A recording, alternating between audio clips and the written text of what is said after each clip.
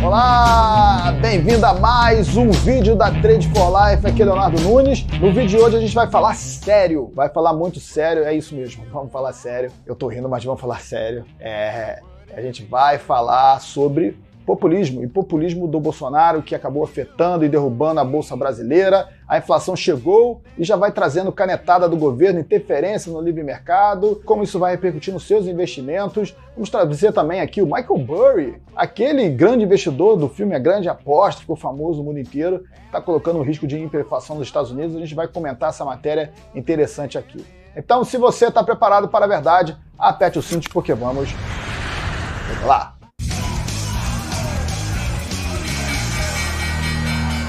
Bom, começando mais um vídeo do canal, é hora daquele like maroto, então tasca esse joinha aí no vídeo agora mesmo. E fica essa dica, esse aqui é o meu perfil lá no Instagram, e eu tô sempre compartilhando novas informações como essa aqui do vídeo, então vá lá! O que foi que aconteceu esta semana, hein? Que diabos deu na cabeça do presidente Bolsonaro ao mexer na presidência da Petrobras e tentar aí frear a alta do combustível, a alta da gasolina? O que está acontecendo com a política liberal que foi eleita, né? Que as pessoas acreditavam que teríamos aí um governo, um Estado menor, uma política liberal, com reformas, com privatizações, e a gente tem, faltando um ano e alguns meses para a eleição, uma virada de chave nesse discurso, nessa história. E a principal bandeira, a principal figura por trás da política liberal é o ministro Paulo Guedes. E até o momento onde eu estou gravando esse vídeo, ele não aparece para falar, para explicar o que foi que aconteceu, como ele vê essa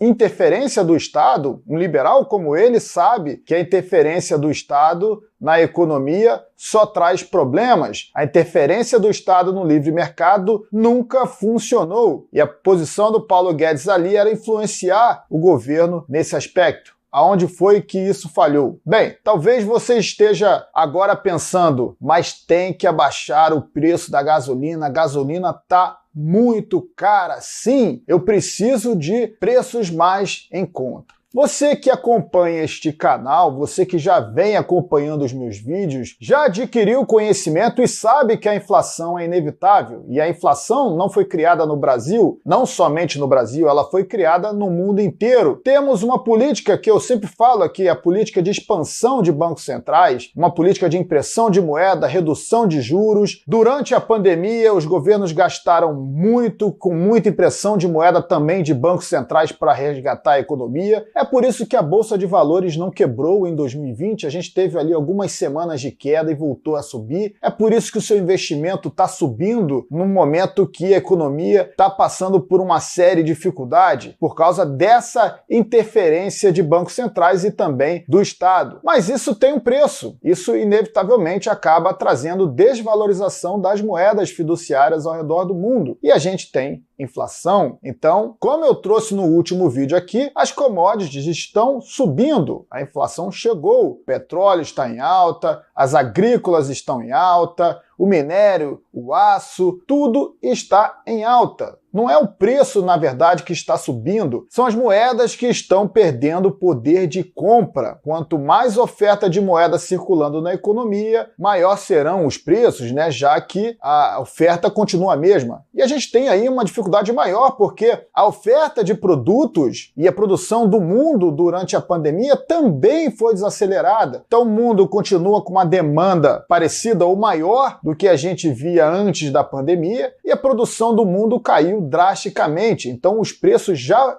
iriam subir, de alguma forma aceleraram ainda mais. E quando essa política atinge um país emergente como o Brasil, quando um governo já está pensando na sua eleição no próximo ano, está vendo aí a aprovação do seu mandato caindo, ele teme também por uma parte da população, os caminhoneiros que podem entrar em greve a qualquer momento, então ele precisa mostrar serviço, então dá um bico na política econômica, aquela bandeira que ele vinha trazendo do governo desde o começo, e a sua prioridade agora é a reeleição. é se manter no poder. Hans Hermann Hoppe, o autor do livro Democracia, o Deus que Falhou, comenta bastante sobre isso em seu livro, quando ele diz que um dos piores defeitos da democracia é essa urgência, essa visão de curto prazo do homem que está no poder, do presidente, do primeiro-ministro, que está pensando naquele intervalo de 4 anos, ele não tem uma visão de médio e longo prazo, e a sua política vai responder de acordo com essa aprovação, de acordo com o que ele pensa vai beneficiar a ele se mantendo no poder e não a população como um todo. Mesmo que essas intenções tenham, de certa forma, uma coisa camuflada de bondade, afinal, você acredita que os combustíveis estão subindo rápido demais e você não quer isso, a população não merece isso. Mas não é com essa política de uma canetada que você resolve o problema. E a gente aqui no Brasil já passou aí por vários presidentes depois do fim da ditadura militar,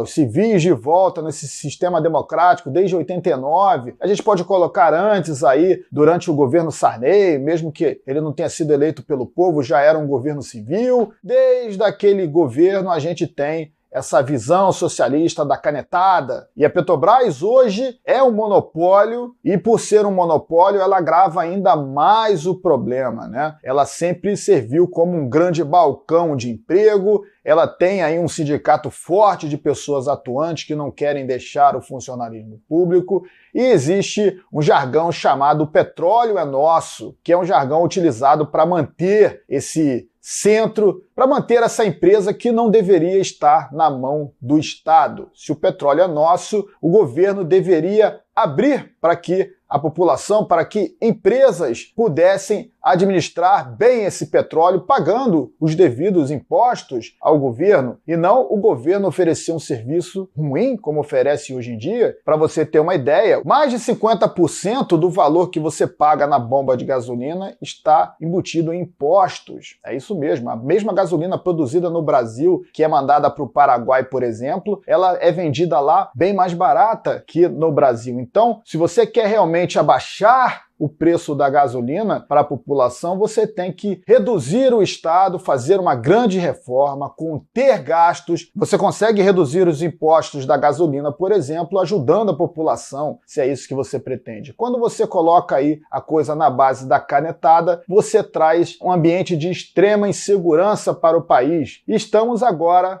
num momento realmente de bastante insegurança. O mercado ainda não absorveu direito o que aconteceu. Essa virada foi realmente surpreendente. O investidor estrangeiro odeia a interferência do Estado. O investidor estrangeiro, ou qualquer investidor do mundo que se preze, é a favor do livre mercado. Ele sabe que com o livre mercado o dinheiro dele tem mais segurança, você consegue ter segurança também para investir. Imagina você que investiu em Petrobras acreditando na alta do petróleo, como eu venho colocando aqui nos vídeos, e você agora sofreu diretamente a interferência do Estado. É isso que os investidores não querem. E quando essa situação começa a acontecer, como está acontecendo agora no Brasil, os investidores pegam o dinheiro e vão embora. O ambiente interno também fica com bastante incerteza, porque se o governo está tabelando a gasolina agora, ele pode começar a tabelar vários produtos, porque a gente sabe que a inflação vai continuar subindo, por tudo que eu venho compartilhando com você. A política monetária é a mesma, a inflação vai continuar, as commodities vão continuar subindo, os gastos foram muito elevados. E a gente não pode condenar só o governo Bolsonaro, os gastos foram elevados ao longo de muitos anos aqui no Brasil, e ele agora está tentando estender também o auxílio emergencial, está tentando passar, e vai ser votada essa semana no Congresso uma PEC para que seja aprovada aí uma flexibilidade desse teto fiscal para que o governo possa estender esse auxílio emergencial. Isso também acaba trazendo inflação na frente. E como é que o governo vai fazer? Vai continuar metendo caneta em tudo para tentar resolver o problema? E essa incerteza do empresariado aqui no Brasil acaba diminuindo o investimento, acaba trazendo desemprego, as pessoas que estão aí buscando se recolocar no mercado de trabalho acabam sendo prejudicadas, acaba precisando ainda mais do assistencialismo do governo, o governo tendo que pregar mais assistencialismo não consegue diminuir despesas e vira essa bola de neve que a gente está vivendo há bastante tempo aqui no país. E esse vídeo acaba sendo até um desabafo, porque eu estou de saco cheio, eu odeio o socialismo e o Bolsonaro se provou mais um social-democrata, que estava vestindo a pele de direita, buscando uma bandeira para tentar se colocar no poder. A mesma coisa a gente pode falar também do Trump nos Estados Unidos, que era um político que não tinha nada de direita, era um político de Estado-Maior, de elevados gastos também, era um político populista da mesma forma, protecionista, contra o livre mercado. E hoje, com essa discussão entre direita e esquerda, a gente acaba apagando tudo que é de esquerda é extremamente ruim. E os candidatos que se vestem de direita, e a gente não sabe nem o que é um livre mercado, não sabe de fato o que é uma economia, o que é capitalismo, a gente entende que o político fala que é de direita, a política é de direita e acabou. Não é tão simples assim. Você precisa realmente agir de acordo com aquele viés, com aquela bandeira, e tanto nos Estados Unidos como no Brasil isso não acontece. Nos Estados Unidos, o Partido Republicano tem a mesma política econômica que o Partido Democrata. Talvez os democratas gastem mais, mas os gastos elevados que vêm desde a década de 70 é a mesma. A política foi sempre a mesma. Então, o sistema democrático está chegando num momento bem tenso, no momento que os bancos centrais imprimiram muita moeda, a inflação é inevitável, o risco está cada vez maior do mercado e da economia como um todo, e essa interferência do Estado sentindo o golpe como está acontecendo aqui no Brasil, isso pode acontecer em outros locais do mundo, mostra que o problema pode ficar ainda mais grave.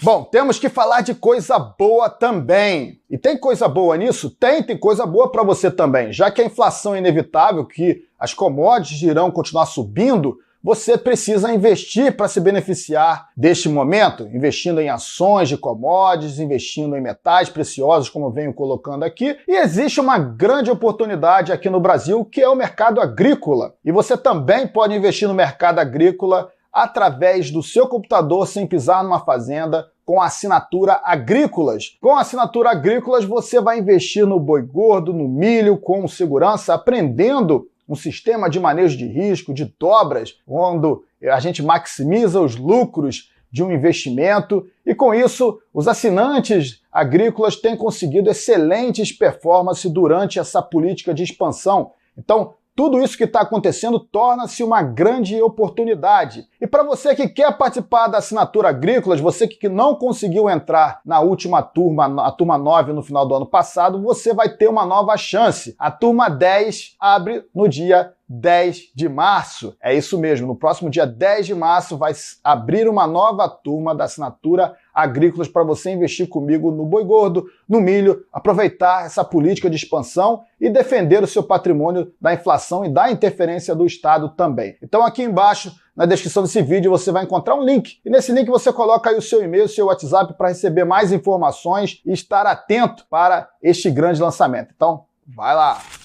Eu acredito que você conheça Michael Burry. Michael Burry é aquele investidor que fez a grande aposta, que virou um filme maravilhoso. Se você não viu esse filme aqui ao lado, ó, esse filme é imperdível. E o Michael Burry, ele conseguiu antever a crise do subprime em 2008, então ele apostou contra o mercado imobiliário americano, e no filme você vai ver bem isso, como ele fez essa aposta grande e conseguiu ter um lucro fenomenal. Mas claro que durante o momento de bolha, né, quando os ativos continuam subindo, ele passou por alguns perrengues, desconfiança de vários investidores do fundo que ele tinha, mas no final ele acabou vencendo. E o Michael Burry acaba colocando aí no seu Twitter, ele vira referência para o mercado e agora ele traz uma revelação importante. Ele compara o atual momento americano à economia Weimar, a economia da Alemanha, pré-guerra, pré-Segunda Guerra Mundial, aquela hiperinflação, o caso famoso aí de todos os estudos econômicos que você tem de hiperinflação moderna, né? Que foi aquilo ali, acabou culminando até na Segunda Guerra Mundial mais à frente. A Alemanha vivia um momento também próspero, vamos colocar assim. A Alemanha tinha, num período ali antes da Primeira Guerra, inclusive, uma vitalidade tão grande na economia que a moeda era a moeda mais valiosa do mundo. E isso permitiu que o Banco Central continuasse imprimindo moeda para pagar os seus gastos. Quando a Alemanha foi para a Primeira Guerra, essa impressão de moeda ficou ainda maior, e como a Alemanha também perdeu a Primeira Guerra, ela acabou tendo que pagar multas grandes como derrotado de guerra.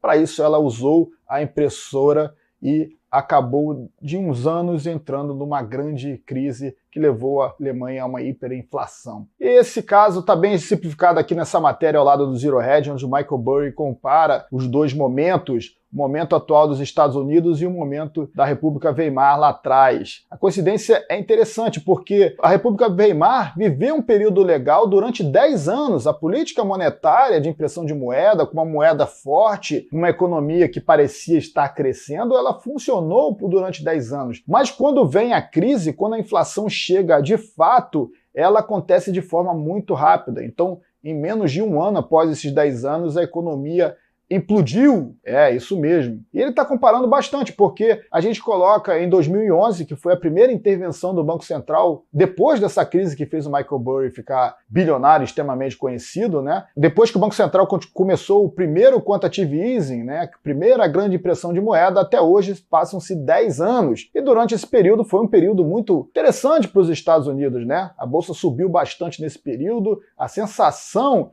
e o bem-estar da população, que continuou consumindo bastante, com juros baixos, e parece que não viveu aquela crise de 2008, a recuperação econômica americana, essa recuperação, que na verdade é uma grande bolha, em cima de dívidas e impressão de moeda, aconteceu de forma rápida. E agora ele está colocando a possibilidade dessa hiperinflação chegar nos Estados Unidos, e eu comentei sobre isso aqui ano passado, depois da grande impressão de moeda que o Fed apresentou em março de 2020. Eu trouxe um vídeo aqui comentando esse risco também. Então esse risco está cada vez mais presente, e agora a gente, como eu comentei no último vídeo, está vendo os títulos públicos americanos implodirem, os juros estão subindo, e isso vai forçar o Banco Central a continuar comprando mais desses bonds, vai continuar imprimindo cada vez mais dinheiro para conter essa alta de juros de longo prazo, né? E saiu essa matéria aqui um pouco antes de eu gravar esse vídeo. O Jay Powell no Congresso disse que o Banco Central americano vai continuar comprando bonds, mesmo que a economia tenha uma melhora, mostra um crescimento econômico aí depois da pandemia, né? Então você vê que a situação americana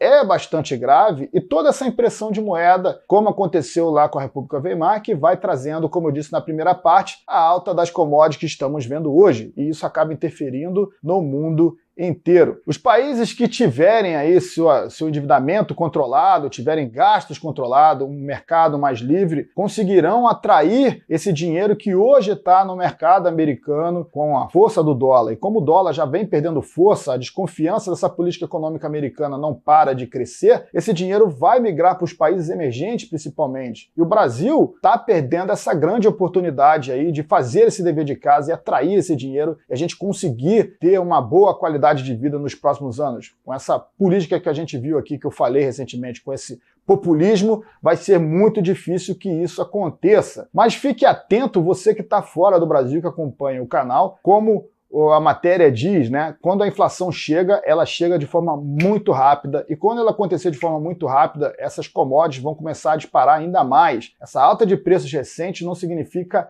nada. E o ouro, que é o ativo anti-inflacionário, que deve se beneficiar muito desse movimento, vai ser o grande balizador, porque quando o mercado perceber que a inflação é incontrolável, que a moeda vai continuar desvalorizando, os investidores mais precavidos irão correr para o ouro, porque você tem uma estabilidade, uma volatilidade muito menor, e isso vai subir ainda mais os preços de outras commodities também, e esse momento que os países emergentes vão se beneficiar bastante, de repente vão ter uma moeda valorizando frente ao dólar. Quem sabe o Brasil ainda não possa chegar. Eu torço de verdade que o Brasil esteja dentro dessa fila aí dos países que possam aproveitar um novo ciclo econômico no futuro.